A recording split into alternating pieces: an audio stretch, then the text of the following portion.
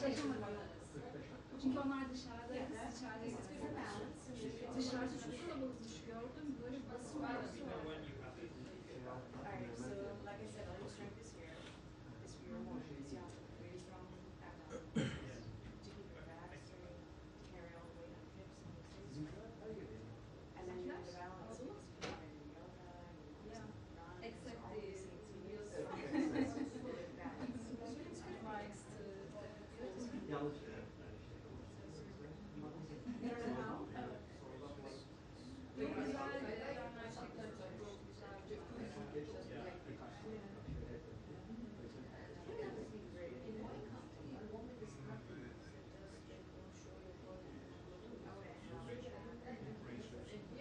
Senin manzarası bize bakıyor muydu?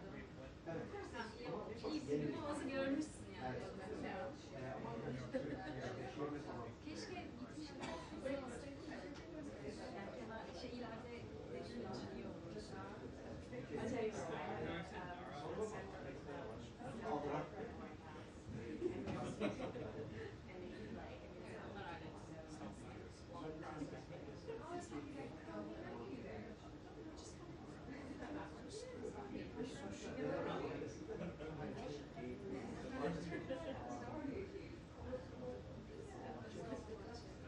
Şeyde oradaydım ben. 2022'de Complex'de orada imzalamıştım. Ben oradaydım.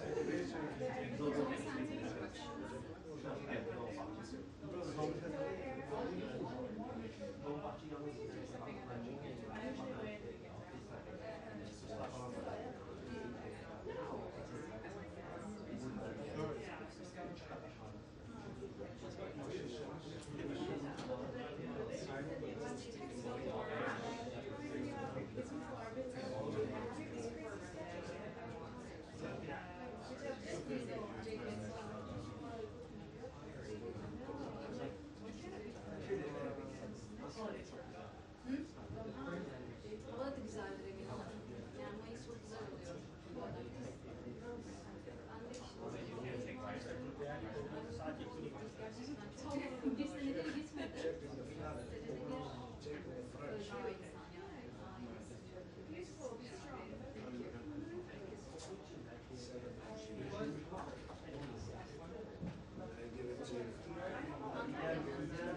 Antalya'nın siyaset ilgisi yok. Bir tek işte arada böyle uluslararası zirve. Senede bir Antalya Diploması Foru. Bir 20 yazıyor.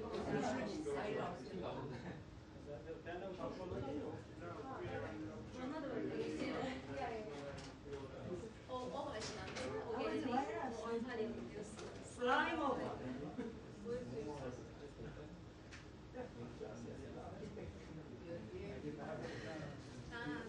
Evet, olabilir. Hadi, önümüzdeki yıl neredeyim? Ben geliriz yani. Evet, ben orada olacağım. How was your travel? How was it? You were away?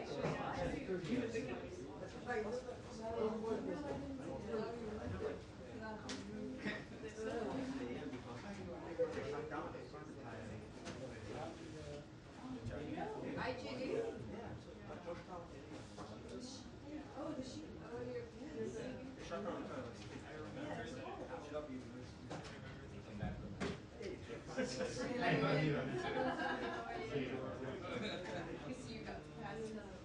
So this time you guys are right to tell me. Oh, yeah. Yeah. I'm just waiting for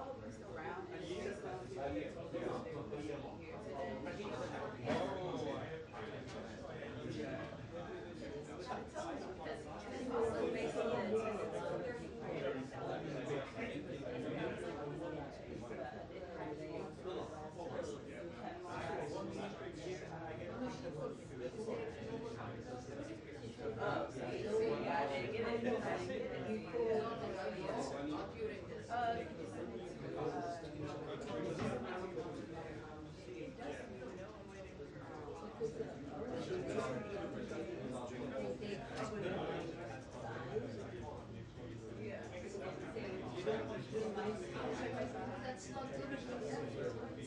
then that's probably why. Because it is.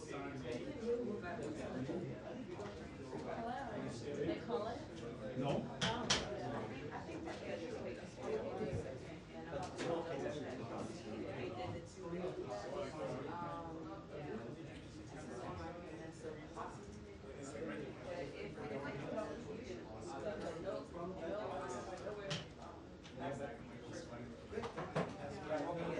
anything after that is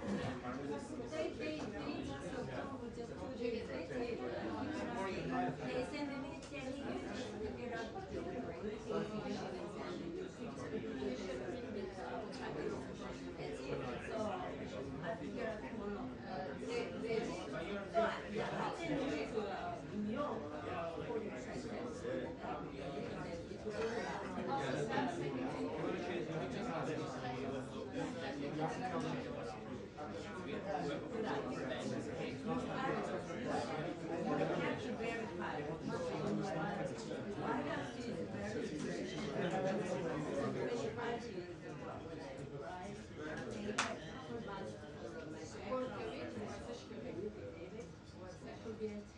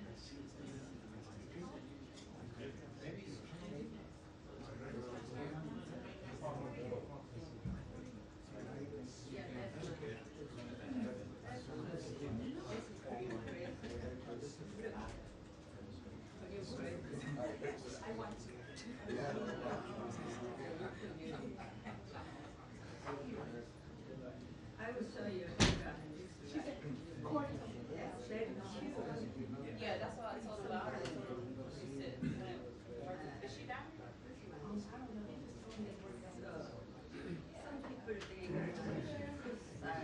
I know. Yeah, at this point, it's like, by the time she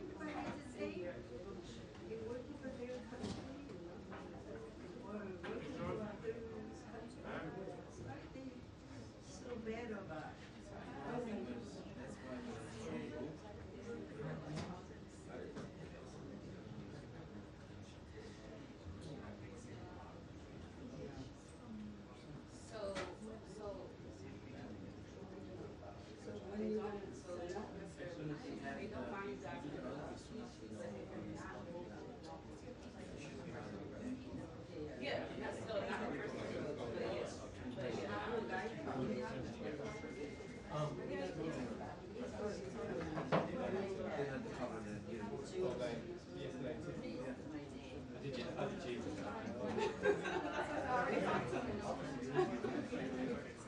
But you probably didn't know.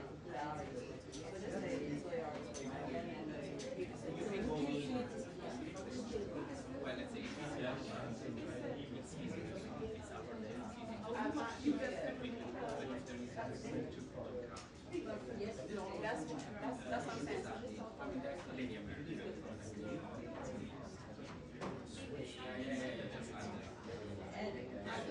Wasn't cheap.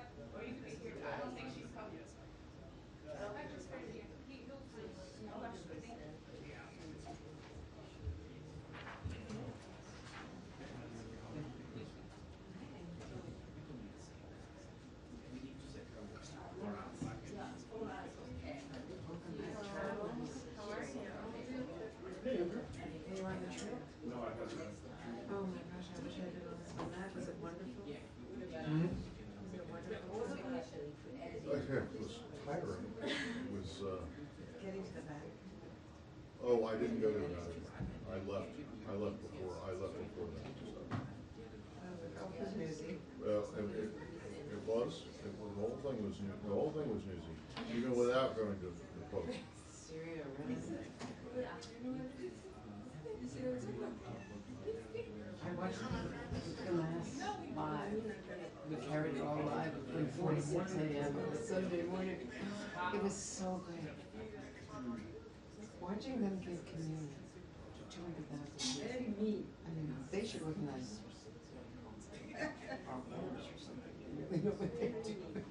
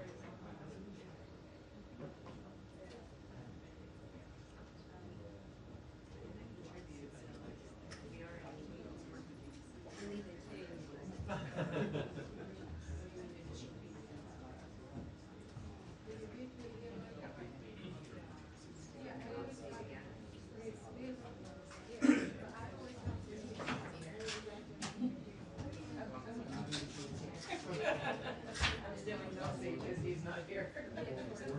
Huh?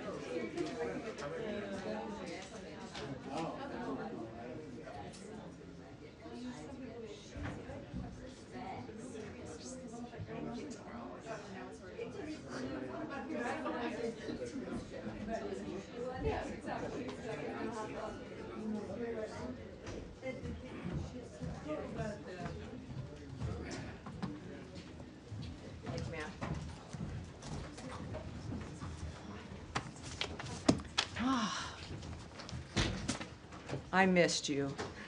I did. I missed you. I don't know. You could not have missed me because of Tommy Pigott. Thank you for taking care of him, being nice the first day and not so much the next day. But thank you, Tommy. Great job. I'm very, very proud and honored that you were standing up here. Thank you. I appreciate it. Thank you, everyone, for being here. Welcome aboard. Daphne smiling. That's a good sign. But she's always smiling. That might be a bad sign. I don't know. We do, of course, have a statement and a few announcements here. And thank you again all for being here. We condemn the heinous murder of 2 staff members from the Israeli embassy in Washington, D.C. last night. Every day we talk about in this room the aftermath of one of the most obscene attacks on Jews in history. The October 7th massacre was a reminder to the world that Jew hatred and murder is the hallmark of terrorists and monsters around the world. The envy feeding this hate is thousands of years old. It is now the 21st century, and it is time for the barbarity to end. While this obscenity happened in Washington, D.C., we have a president and a secretary of state that recognize the importance of saying, enough is enough, and genuinely, never again. There is a reason why we stand in solidarity with Israel. There is a reason why we stand with our partners at the Israeli embassy. And there is a reason why we stand with the Jewish people here in the United States and around the world. Because America has a history of not allowing the monsters among us to destroy life, the future, and everything that matters.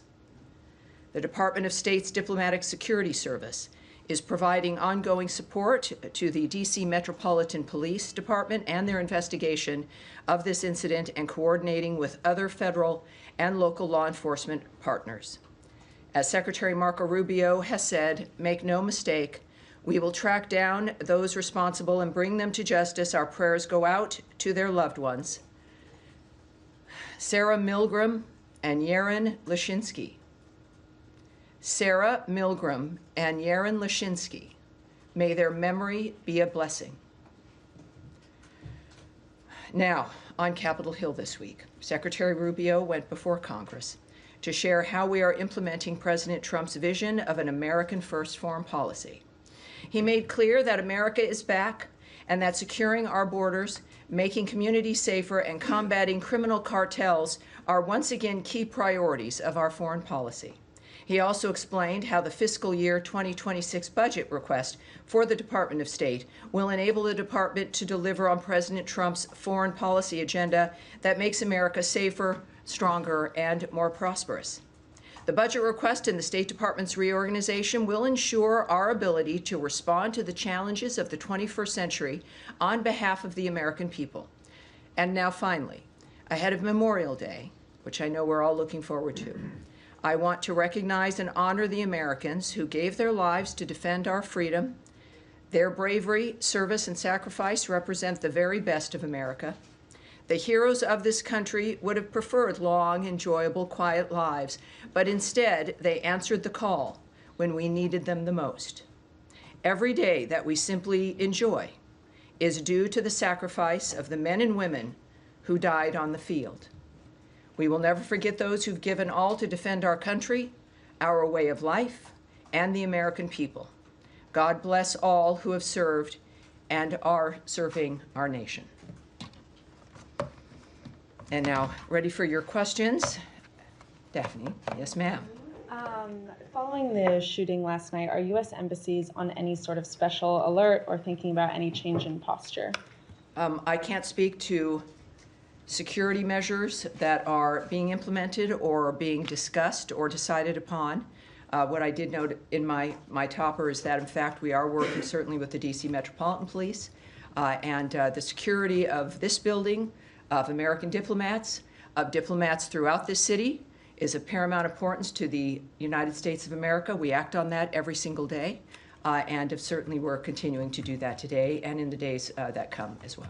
And has Secretary Rubio had any conversations with Israeli officials or the Israeli ambassador today?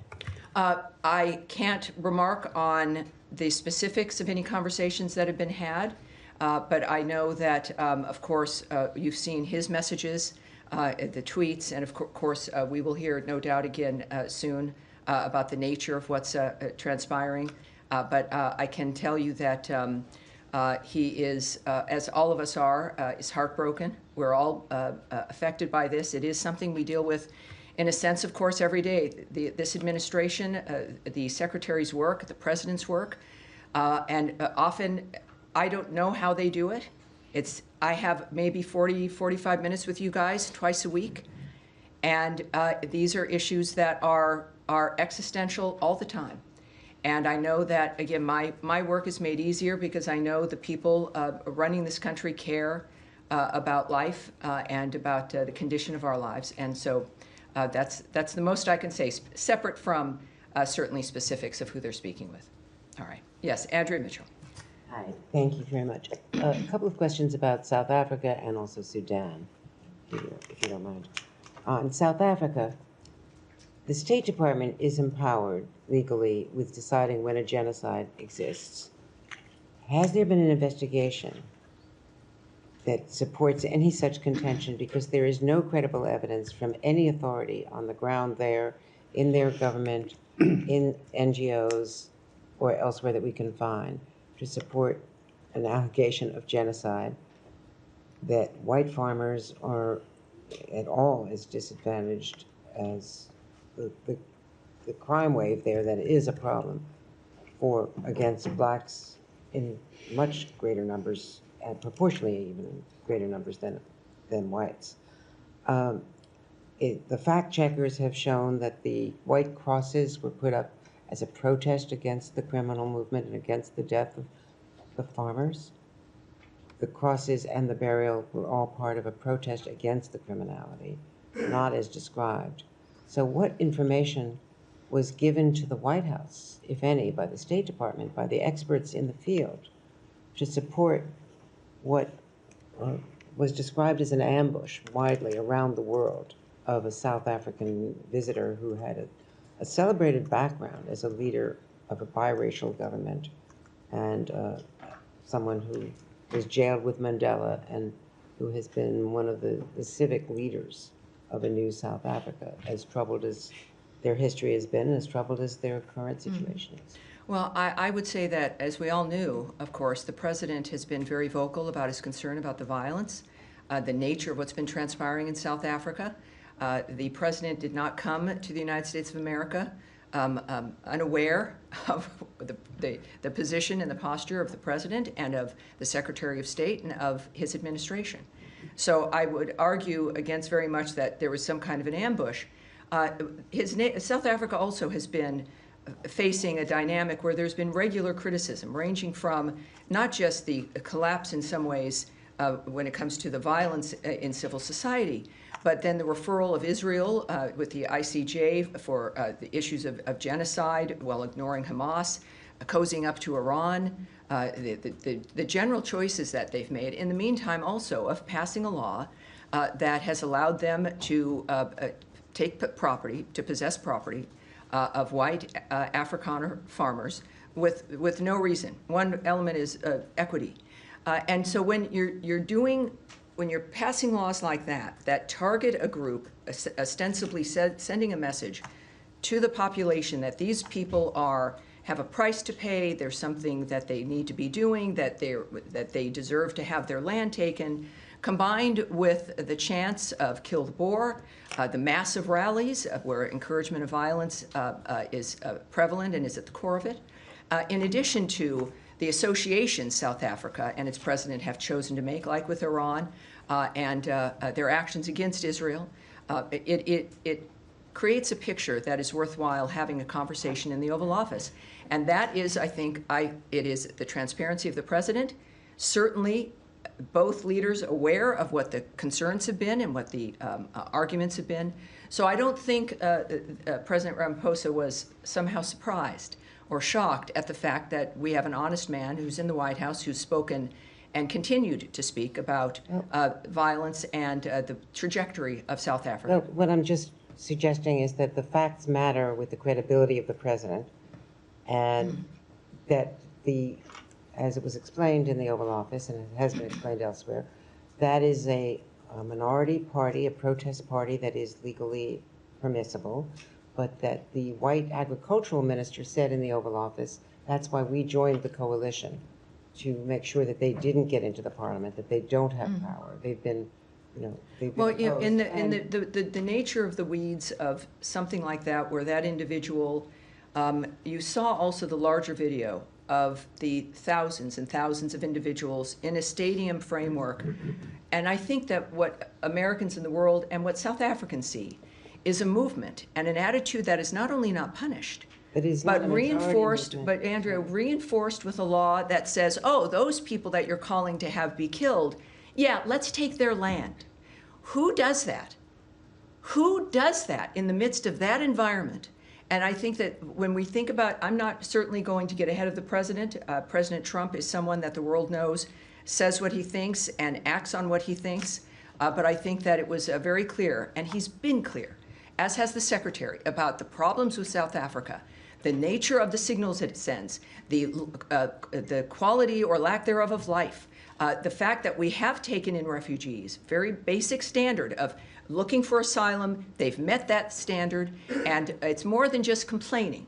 It is about acting and finding an element where we can make a difference for those people. Taking of the land, first of all, it's with judicial review when it has happened. It's not. Now, let me correct you right there, Andrea, and then I'm going to move on. This particular law they tout has not even been implemented yet. That's correct.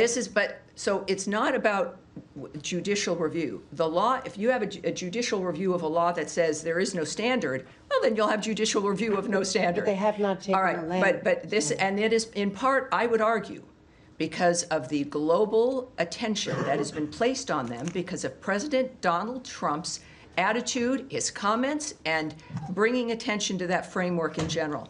That is why that hasn't been acted on. And I will move on, no, but I think I've been clear. Yes, Matt, I think you have probably something to say. Tammy, let me just Andrea, you've had 4 questions. I've answered them. You've asked in depth. We are going to move on. Yes, sir. I'm sure others might have the same sort of question. Thanks. Yes, sir. Thanks, Tammy. 2, I think, should be quick ones on sanctions. One, can you just explain the discrepancy or apparent discrepancy between what Secretary Rubio tweeted last night on Venezuela sanctions and what the Special Envoy Grinnell said? The Secretary saying that the Chevron waiver would not be extended, and Special Envoy Grinnell saying it would be. And then just secondly, on Syria sanctions. Sure. Just what's the status of the relief that the president promised last week? Thank you. Well, I can tell you that the secretary he put up a tweet making it clear where we stand on Chevron, which is a license which is due to expire in May. And what I will speak to is not what others have said, but certainly the people who are in charge of the nature of what we're doing, and that is Secretary Rubio, making it clear that that license is going to expire. And so that's what I take my lead from is his remarks in that regard. So there's no confusion. I think many people on every issue can have a lot of opinions, but I think clearly who we look to are the people who have the power to have the impact and who make the decision. And of course, this is at the direction of President Trump as well. About Syria. Yes, it was a very exciting moment. I was in Riyadh and in the building when President Trump announced that he was lifting the sanctions on Syria. That is something that we've discussed, and many people have wondered when that would occur. And clearly the president decided now was the time. And I do know that, of course, there's a team of people who immediately started working on that, who are working on it now. There is, of course, it's worth noting that the president has some powers in the nature of what can get done, but sanctions are administered through different departments in this country. So his was a message, and certainly the order to reverse our dynamic, to remove the sanctions, which involves departments like the Treasury Department. So it is a process that will take some time, but as we know with the Trump administration, that they've sped up the train a bit. And they understand the importance of getting things done quickly, and that is the intention of getting things done quickly as they take the order from the president from that afternoon. And we're working on it. It's been a week. But I do think, because of not just the urgency, but they understand the urgency, but of the recognition of this administration, the government as a whole, of how the president works, that things have to happen and should happen as quickly as possible. So all I can say is, without a specific date, is it will be done quickly, and certainly more quickly than we're used to. Thanks. All right. Yes, ma'am. Can we go to Gaza? Sure. Secretary Rubio said in one of his hearings on the Hill that he had met with the World Food Programme in Rome. I just want to get clarity on whether this means that the current U.S. policy is for the UN's leading food organization is like that they will remain the main food provider for Gaza, hence his meeting with them, or whether that... You're reading an awful lot into a meeting. It would be good to that get you've heard more about. detail on it. Sure. Given there's a lot of reporting on heated conversations between humanitarian aid organizations, discussion over this new Gaza Humanitarian Foundation, and I've got one more after that. Sure. Well, Secretary Rubio visited with Cindy McCain, who leads that program. And he doesn't visit personally to shut something down. It was, from what I know, a very good meeting. I cannot share the details with you, as you might imagine, but I think that regularly we should view the nature, and certainly after the rhetoric the Secretary's used and the actions that the State Department has implemented when it comes to our continuing commitment to life-saving aid around the world, and certainly food aid, is that I would have expected, since her office is in our embassy at the Holy See, that is a meeting that should have taken place and did take place. And I'm looking forward to the nature of that kind of a conversation and what can come from it. And we'll see. But it was that entire visit was very good. I think very certainly we went to the inaugural mass with the Pope. But overall, it was a recognition and a commitment, seeing this from the Secretary, being there as he is a practicing Catholic, but also knowing how each part of his work mattered and also was implemented on that trip. The nature of what the importance of Italy, the importance of the Vatican, the importance of faith, and the nature of his work in the process. And of course, that meeting was part of that work. So it's just part of looking at options?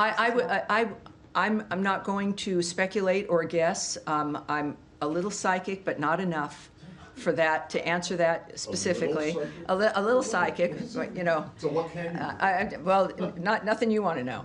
But it's don't speculate on that. But I do think because of the speed in which we work, we will all see the intention of the Secretary, the nature of what's happening with the World Food Program, and under certainly the leadership of Cindy McCain and what her intentions are as well. So okay, we're looking forward to it. Related, so you had some more. You had Sudan.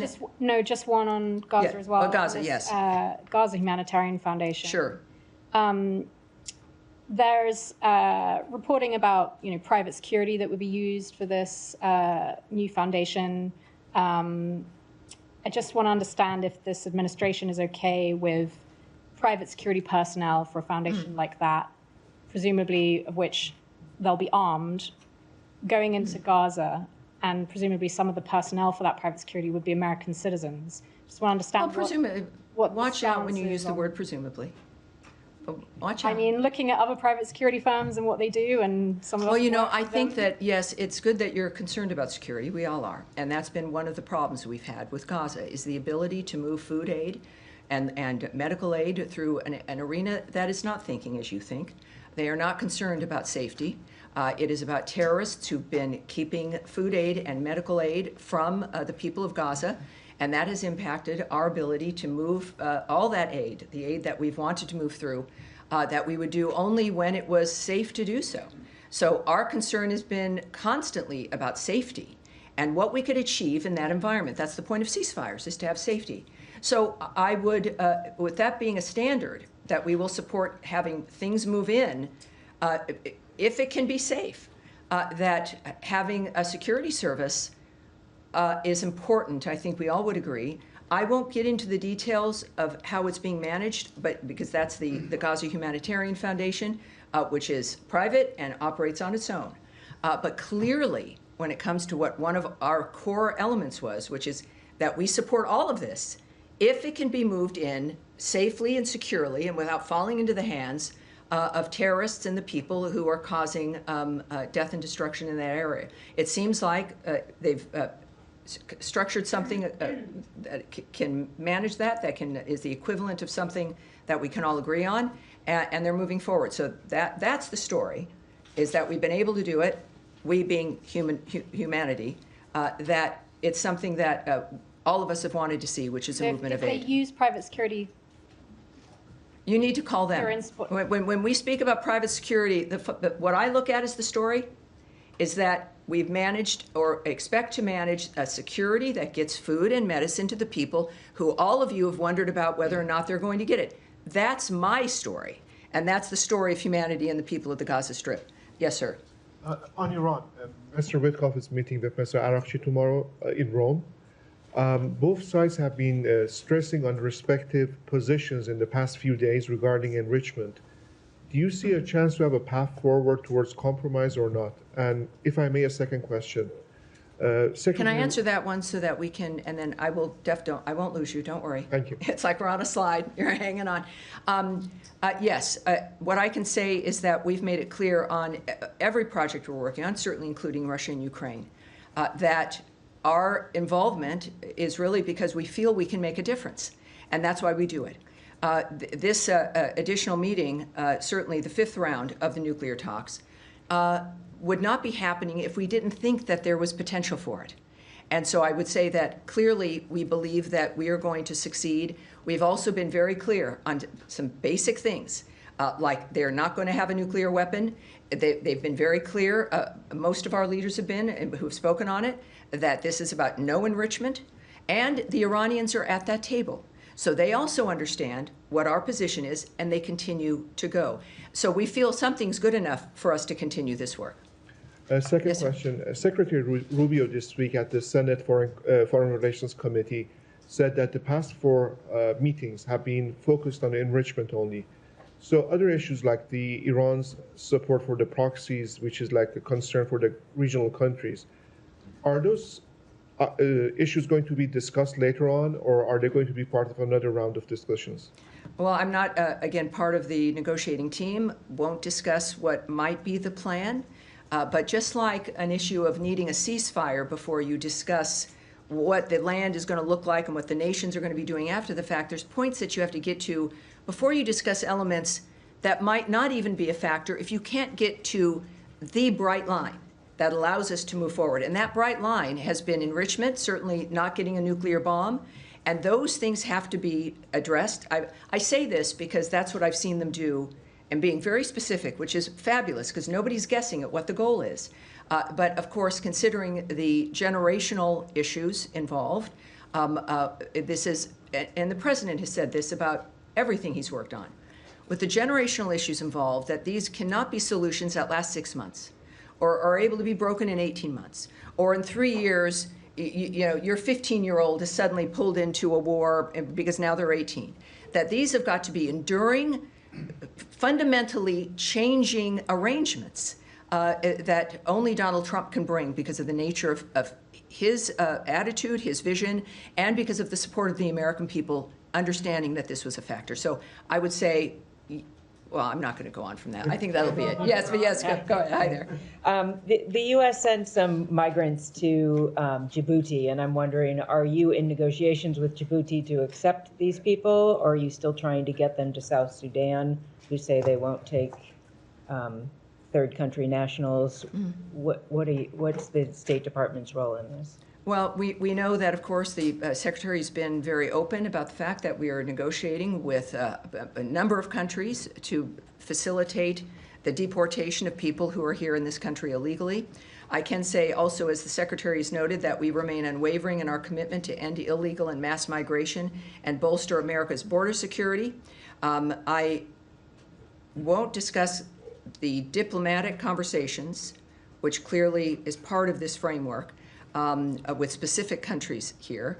I would also point you to Caroline Levitt's remarks the hour before my briefing here, where she noted a court order required the flight to go to Djibouti, and I know the White House has more details on the framework involving that.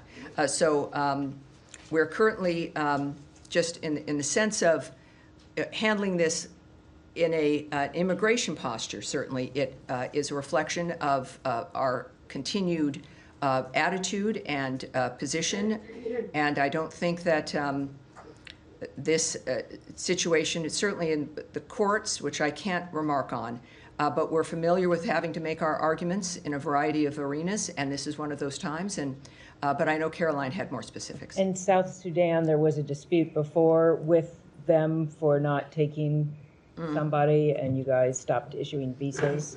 Has that been resolved? Yeah, the visa situation remains the same. Yes, we reacted in that regard because they had confirmed that this one particular person was a citizen, prepared to take him back, and then that did not happen at the last moment. And so our response was, when you're having a diplomatic negotiation with a country, you're going to respond to certain situations. We can say that in the midst of that, in the aftermath, our posture on visas and all of that has not changed. And we've noted, of course, regularly that we monitor their behavior, their attitudes, which of course continues to matter to us. But we also are currently accepting certain diplomatic and official visa applications if eligibility is determined in that regard. And we do that, as always, on a case-by-case basis. So at this point, I have nothing more to report on that, except that it is still in place. Yes? Can I just ask a quick follow-up? On Iran. Two Iranian sources told my colleague Fred Pleiken, who's currently in Tehran, that they are concerned about the sincerity of the United States heading into this next round of nuclear talks, and they think Trump is steering the conversation towards deadlock. Obviously, the administration has said that they want an Iran nuclear deal, but is there anything you can shed light on in terms of the dialogue between the two sides that might be causing unnamed Iranian sources to tell us this? Unnamed Iranian sources? No, it's not. That doesn't interest me. It's gossip at that rate. Certainly when we have, and we've said repeatedly, to not discuss this in the media because it makes things harder. Everybody has an interest in all of our negotiations doing well. Some people don't have an interest in that. And that's where you get unnamed sources from, I don't know if there's an Iranian National Enquirer, maybe there is, but that's not something that I'm going to take seriously. What is the story and what matters is that everyone is at the table in Rome. And what is the intention of Steve Witkoff going into the talks? Well, it's very clear what I've also just said a little earlier, and we've said in multiple briefings.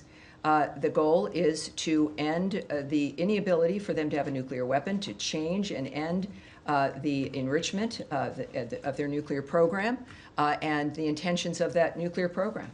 So it's a significant structural change in what Iran thinks it's going to be doing, and that's the negotiations. I think they've been very clear about what the intentions are. And just one follow-up on a different topic, but this is just coming out now from... oh, not another one. Homeland Security. No, don't Not worry. another one. Not like last time. Okay, good.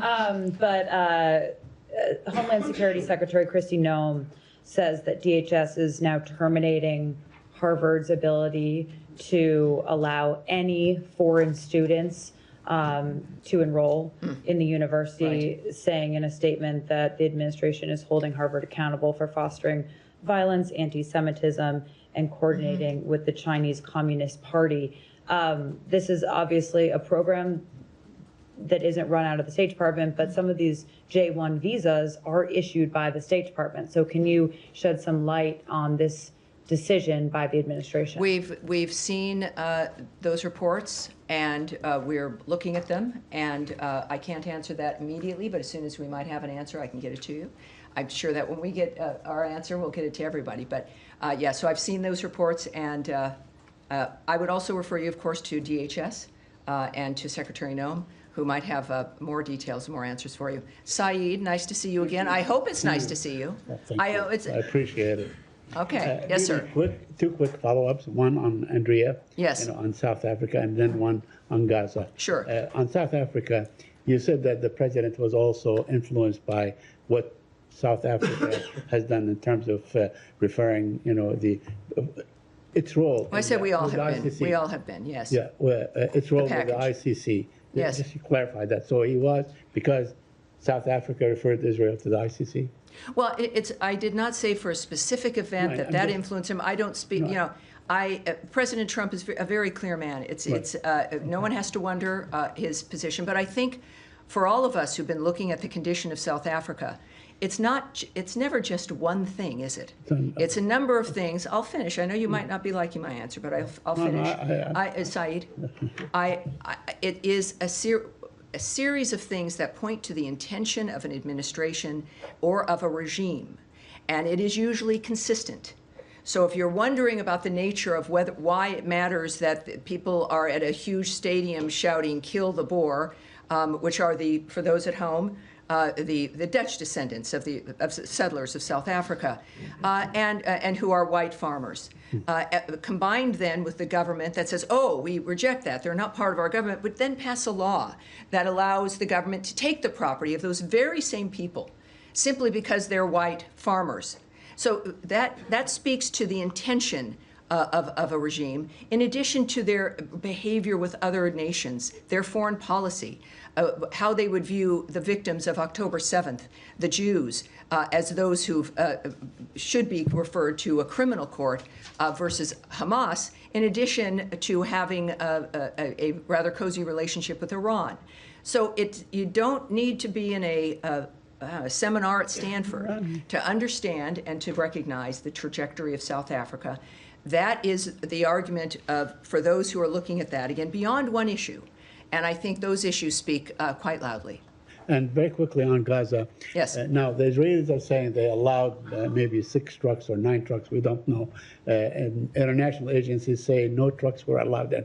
Could you clarify if you have the information? Have any trucks been allowed in? The number of trucks, if you know the number, and so on. And what's next in terms of figures and numbers?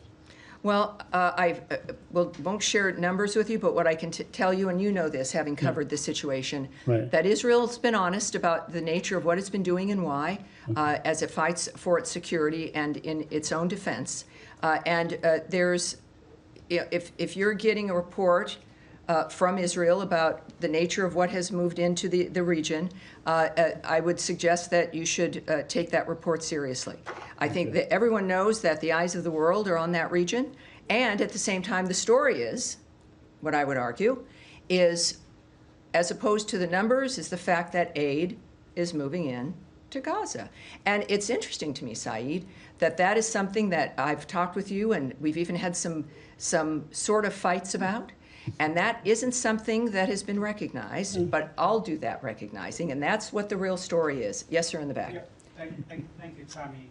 A Kurdish delegation led by Kurdistan Prime Minister Masoud Barzani is in town. They have signed 2 energy deals with the U.S. companies valued at $110 billion US. These 2 deals have been rejected by the Iraqi government. I'm wondering if you have any comments and reaction to that, and do you have anything to share with us about his scheduled meeting with Secretary Rubio tomorrow?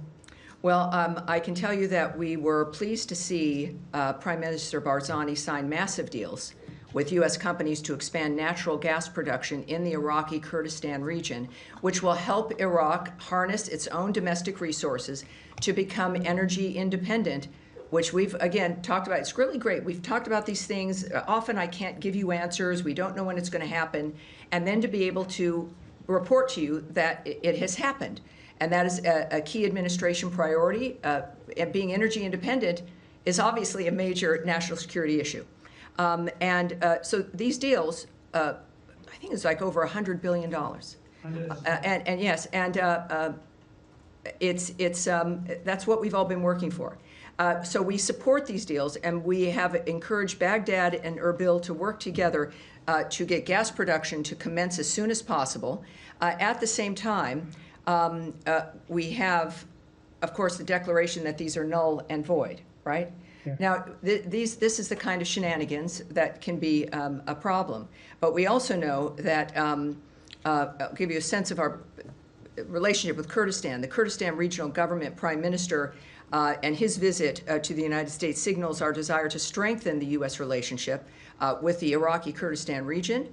And as you've noted, Secretary Rubio will meet with KRG Prime Minister Barzani to discuss expanding trade and investment between the United States and the Iraqi Kurdistan region. He has also stated, Secretary Rubio, that we support the Kurdish autonomy and the U.S. companies doing business there, and urged the government of Iraq to respect this economic lifeline that is necessary to prosper and succeed. We believe that U.S., Iraqi, and Iraqi Kurdish interests are best served by having a strong and resilient Iraqi Kurdistan region within a sovereign and prosperous federal Iraq. Thank you so much. All right. Yes, sir. Yes. Issue. Well, I won't have much more, but you're welcome to do You it. referred to DHS, but in a Sure. bigger picture, presumably the United States wants to attract the best and the brightest insofar as foreigners, students, immigrants. And these top-tier universities are one of the most prominent ways to do that. So do you think prohibiting Harvard to enroll foreign students kind of gets in the way of that goal? Well, again, I can't speak to Secretary Noem's plans and strategy and her decision to implement this.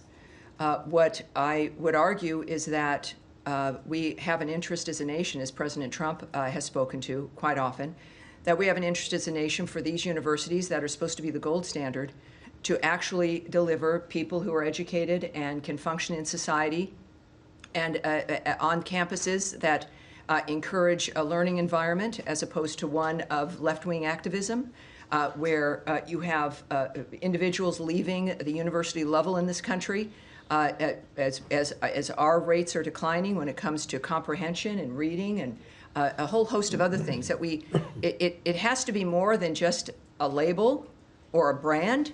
It has to deliver results for the families that do pay a lot of money for it. And I think that there's a point, as you've seen, I think it's obvious from the Trump administration, with the federal money that flows into those coffers and the nature of the kind of talent. You can speak about foreign talent. Let's speak about American talent.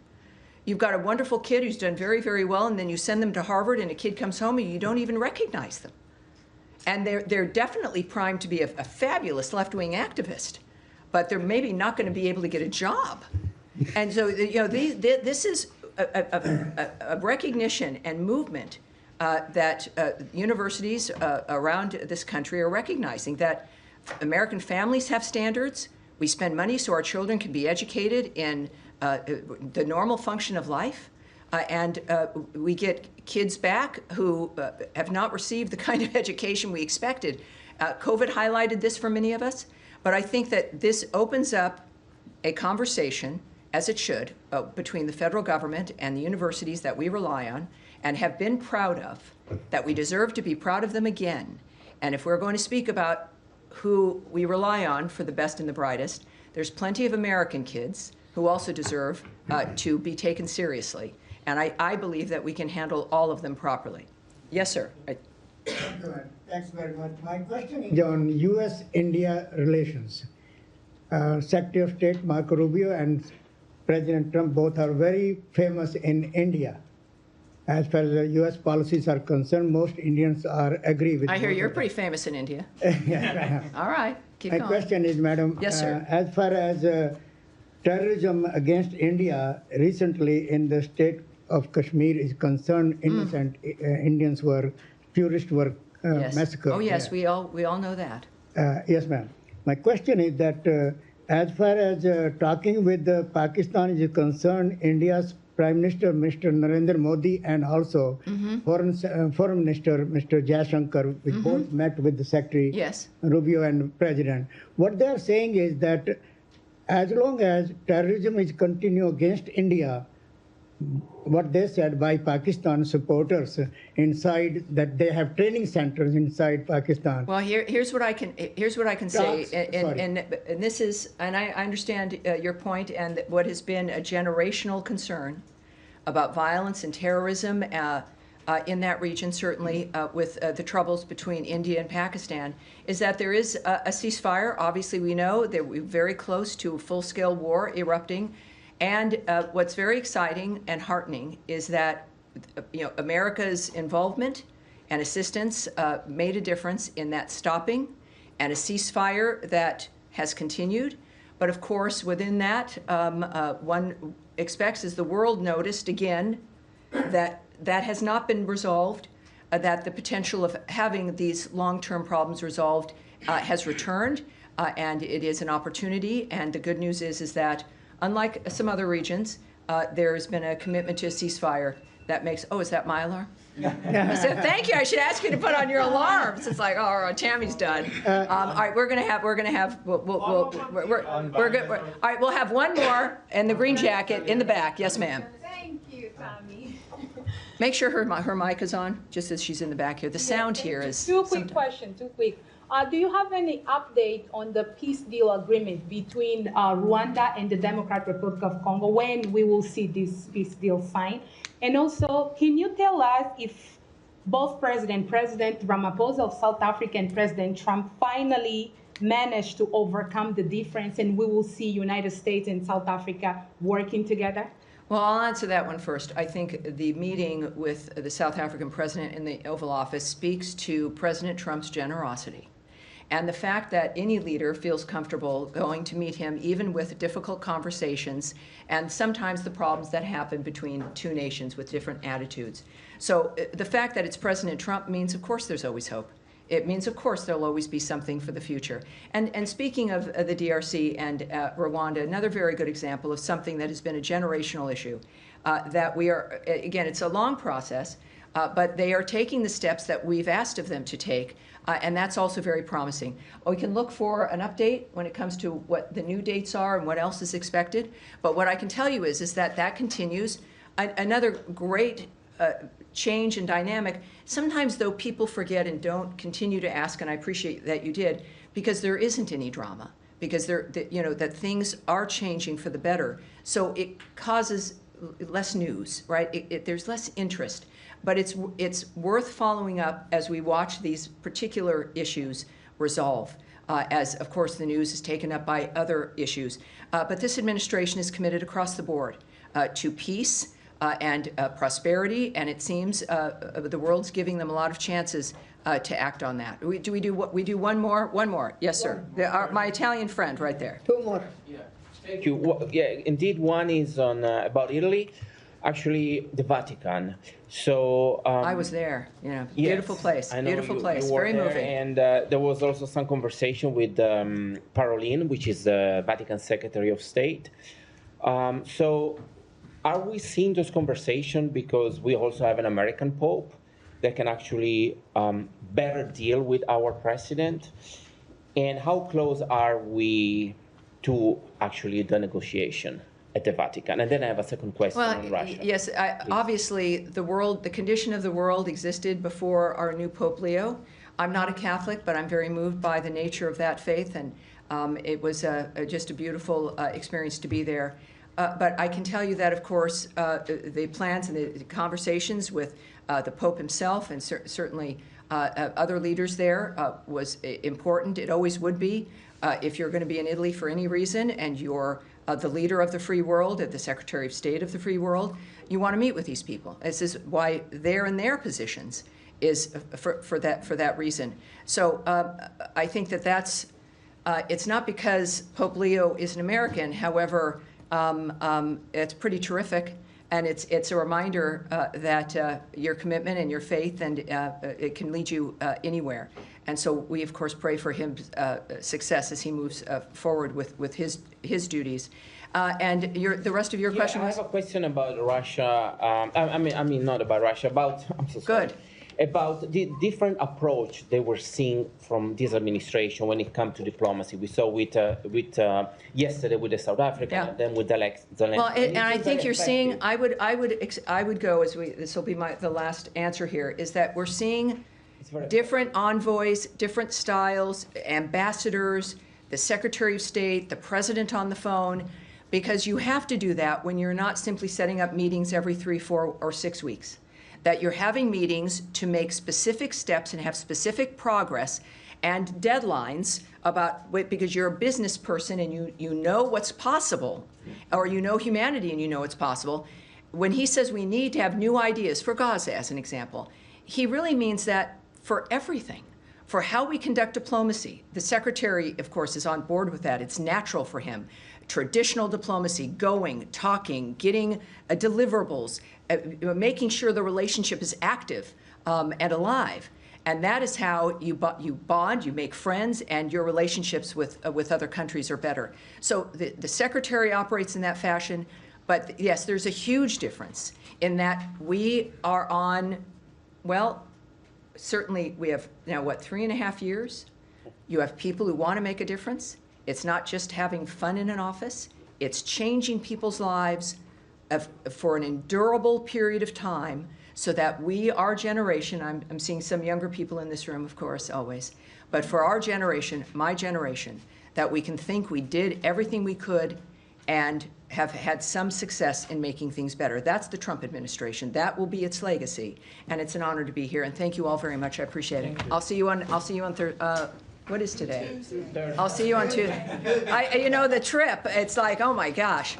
I thought I was waking up in a hotel today, but I wasn't. Thank you. Thank you, guys. Thank you. Great to see you. Appreciate it. Oh, here comes Matt Lee.